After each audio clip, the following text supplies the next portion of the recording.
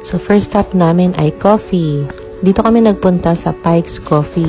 First time kong napuntahan to at dito pa sa Korea. Yan ang aking boss friend na gutom pareho kami.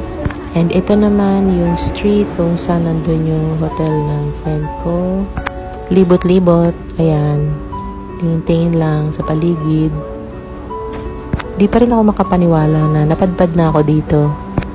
At ayan na nga, inabot pa ng alam nyo na kaya nagtitingin ng mga napkin. At eto naman ang lobby ng Days Hotel kung saan nagstay ang aking boss friend. Highly recommended yan.